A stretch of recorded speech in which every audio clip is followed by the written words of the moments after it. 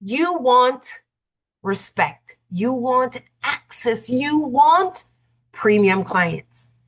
But you can't catch big fish with tiny bait. Any fisherman can tell you. If you're trying to catch fish in shallow water, but if you're trying to catch big fish out in the deep, the strategy, the bait, the tools are very, very different. So let's talk about what it takes to attract high profile clients, prospects, partnerships into your world. Hi, Dr. Trudy Beerman here, and we are in the Bible on business. This time around, the study is focusing in on influence and influential reach. We meet Sundays at 8 p.m. Eastern. Thank you for joining me live or later. And are you watching from the app? I'd love to know. But if you aren't, please consider downloading the app in your mobile app store. The Bible on Business mobile app is a great resource for you on the go, especially. You can participate in the live Bible study right here in the app, as well as you have access to the Bible on Business book and interactive devotional right here in the app. Those resources are sold in the marketplace, but they're available to you at no cost right here in the mobile app. There's also the community that you can connect with others of like mind. Now, this is a brand new app, so we're building this the community as we go. But also the interactive workbook will save your progress as you go along. So this is a fantastic resource. And if you happen to be participating in the live Bible study via the app, please let us know in the comments. We love to know where you're watching from so that we begin to see exactly how far this message is reaching. As I said, the resource of the Bible on Business is an actual book. It's one of my bestsellers, and it also has a workbook that goes along with it. These resources are available at no cost to you in the mobile app. So this Bible study is not new. It's just a refreshed look at it. This time around, we're coming at it from the angle of becoming an influential leader using biblical principles. There will be an RSVP link for you here in the description of this video, especially if you're watching online. And if you are able to join us in the studio in Tampa, Florida, please connect through the RSVP link. This is something that I can do remotely, and right now I'm doing it remotely, but there will be opportunities for us to connect in person, which means we can network before the start of the meeting, after the meeting, give hugs and pray for each other and that kind of thing. I look forward to putting a face and voice to the connection of those that are connecting to this Bible study. I really hope to meet you soon. So today we're in Esther, and this story captures the whole concept of getting yourself in alignment with high-powered partnerships, high-powered clients, high-powered environments. Now, the entire book of Esther captures the story, but we're going to focus in on the very, very first part of this story, where Esther is brought in to eventually become queen. And we pick this up in chapter 2, verses 2 through 4. Let me give you some context. So Queen Vashti has just been dethroned because she disrespected her king, and they have now determined to replace Queen Vashti. So we pick it up here. Then the king's young men who attended him said, "Let beautiful young virgins be sought out for the king, and let the king appoint officers in all the provinces of his kingdom to gather all the beautiful young virgins to the harem in Susa, the citadel, under custody of Haggai, the king's eunuch, who is in charge of the women. Let their cosmetics be given them, and yet let young women who please the king be queen instead of Vashti." Okay, so Esther is caught in this dragnet. She's one of the many beautiful virgins in harem, brought to the harem in Susa. But beauty was just the entry level, guys. Beauty was not the differentiator. Esther was one of many beautiful young virgins in the entire area of the king's dominion. She was one of many. Now, this is very important for the whole concept of, especially if you're a leader, because when we're trying to differentiate ourselves, many of you have similar credentials. If you're in the insurance space, if you are in the coaching space, if you are in the real estate space, if you're in the medical space, guys, a lot of the spaces, if you're a contractor, many of the licensed required spaces, a personal trainer, you all walk in at the entry level with the very same credentials. So your entry level credential is not a differentiator. I know a lot of us feel very elevated because we passed that real estate exam finally, because in my case, I completed my doctorate. Whatever the case may be, for very often, that is your basic entry level. Everybody else in that space has the same credential. You are one of many. And being that consideration, Esther was really beautiful, but she was just one of many. It's your opening opportunity. It is a baseline. That is all it is. A lot of us that are listening are very competent, just as competent as the next one in your space, just as certified, just as much an expert as a smart person. So this is your baseline. It is not your differentiator. Now, I want you to see that Esther, like the other beautiful virgins before her, went through a year of development, because strategic development is very strategic if you do that before you get into visibility. So one whole year Esther spent. It says here in verses 12 through 13, now when the turn came for each young woman to go into King Ahasuerus, after being 12 months under the regulations for women, since this was a regular period of their beautifying, 6 months with oil of myrrh and 6 months with spices and ointments for women. Okay, so 12 months. A lot of us, we start our business and we want to make big money, and we want to sell to the rich people and all of this good stuff. But have you prepared? Have you put your house in order? Have you figured out your deliverability? Have you figured out your packaging? Have you figured out your message? Now, I want you to just for clarity's sake, I am not doing a theological dissertation of this passage, guys. Please go to your pastors for that. For me, when we do these Bible studies, I am looking for implementable actions. So when I read the Bible and I'm doing these lessons, yes, my master's is from the School of Theology at Liberty University, but I am not doing a theological breakdown. I am looking through the Bible for biblical principles that we can apply right now to our operations, to our mission, to our business, to our kingdom. Okay, so 12 months she prepared before she had her court with the king. 12 months. A lot of us want to just bully right in there unprepared, and then we totally mess up. 1 year. Are you willing to invest 1 year in your personal development, in sanding down your rough edges, in fixing your image, in all of the areas, in learning the protocol and the policies? 1 year Esther spent before she had her audience with the king. Now, the next point is dragnet versus deliberate positioning. Dragnet versus deliberate positioning. Now, here is the thing. All of those virgins were caught in a dragnet. All of the beautiful virgins in the province were caught up. The difference between Esther and the rest of them is Esther listened. Esther was coachable. Esther requested only what was advised that she should take.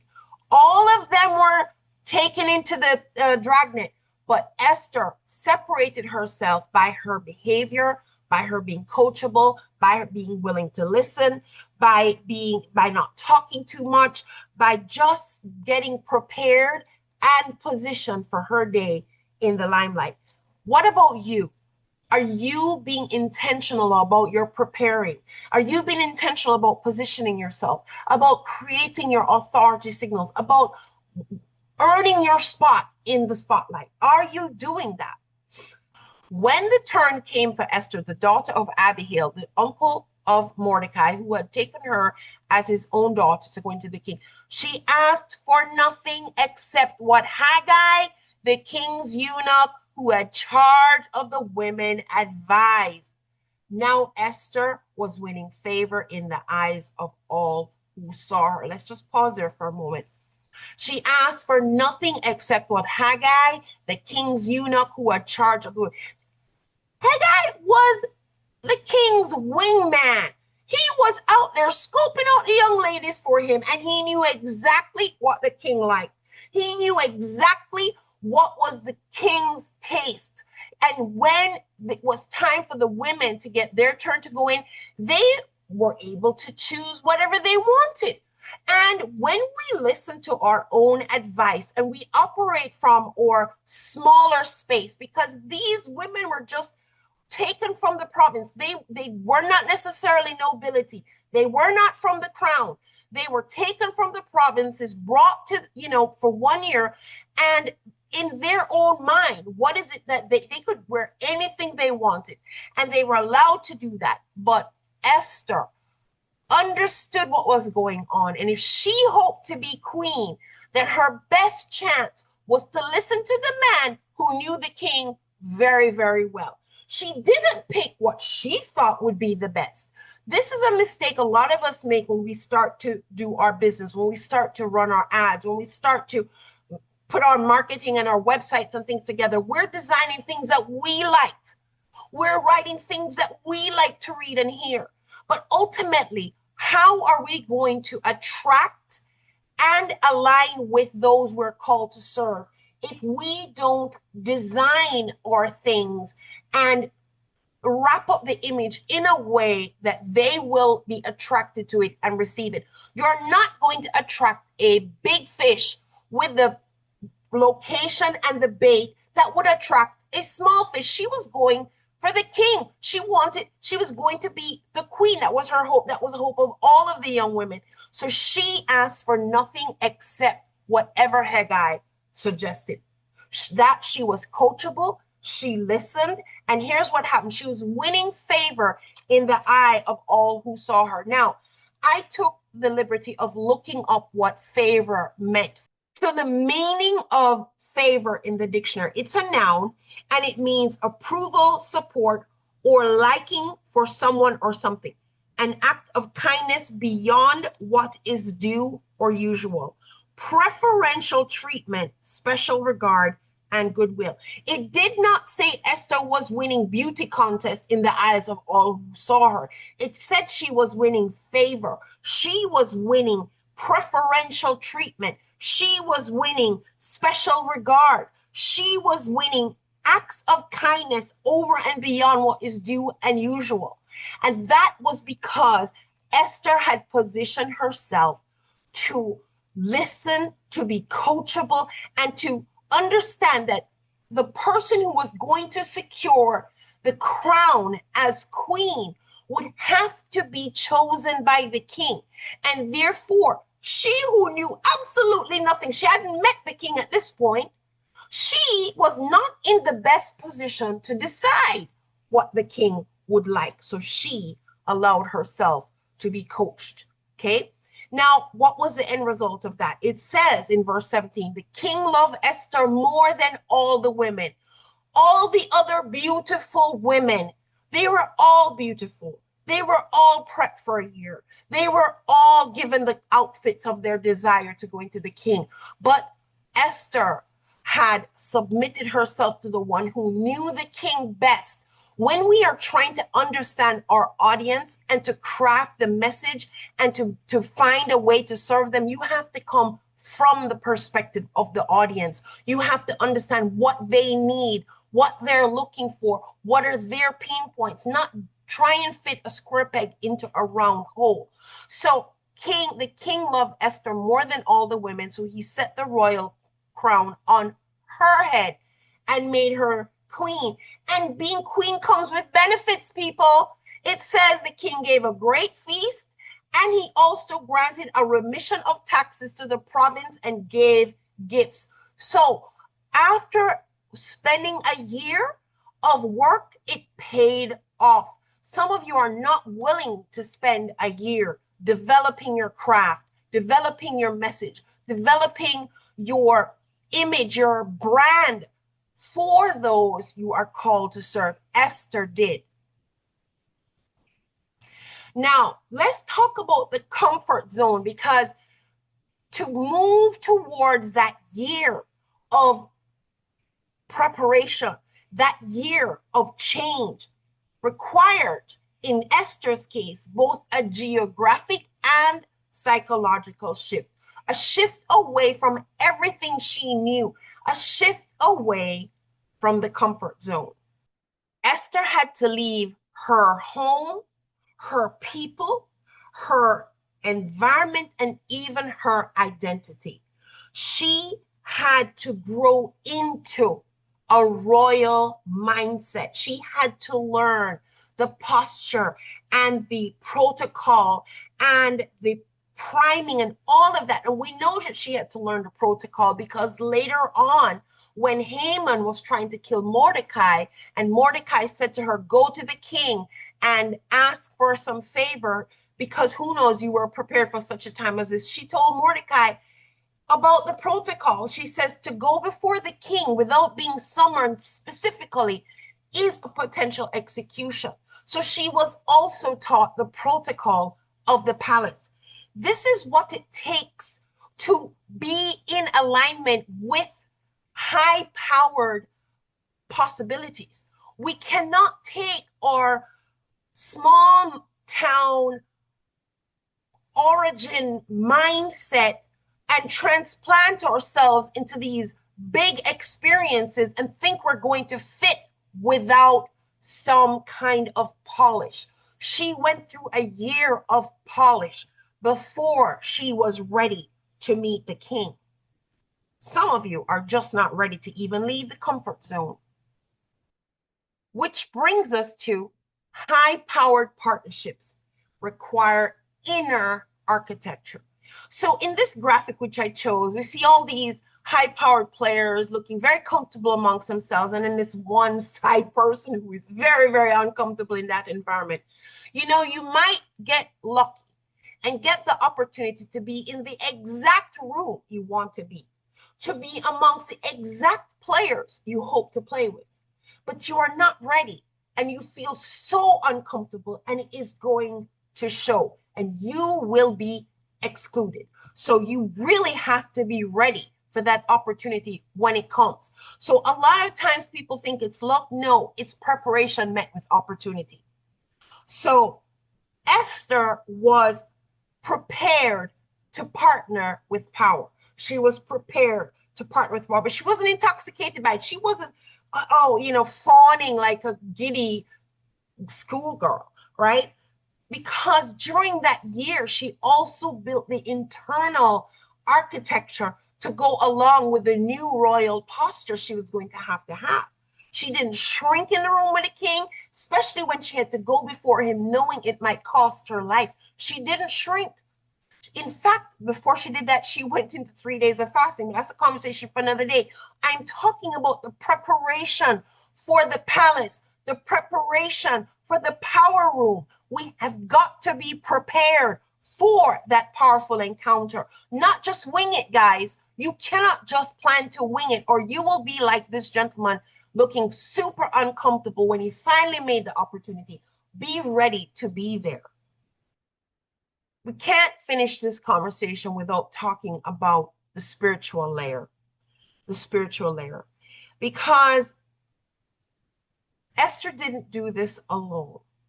She had Mordecai and she had her servants, and they were all praying for her and praying with her and fasting for her and fasting with her.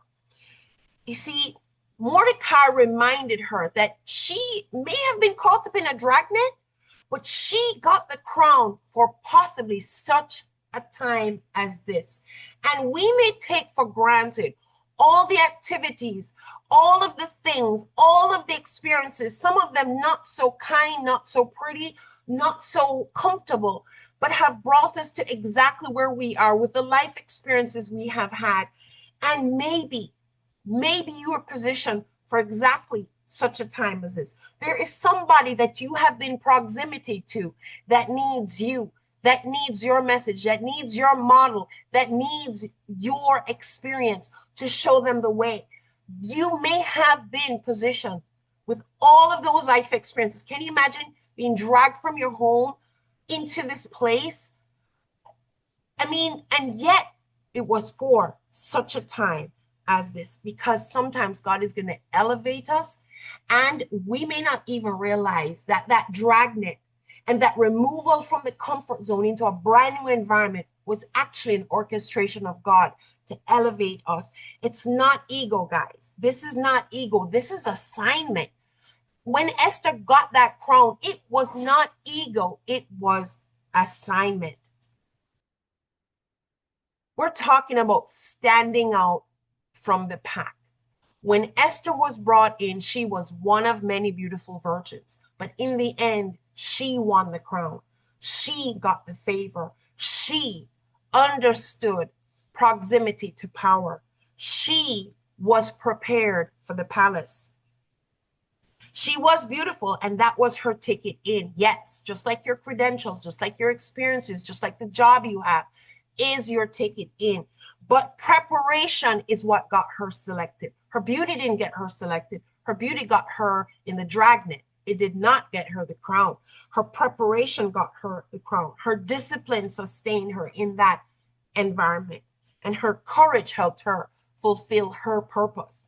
So if you are desiring the high-powered room, the high-powered clients, the rich people to pay you the big top dollar for your high-ticket program, guys, that is not a little fish in shallow water bait type of experience.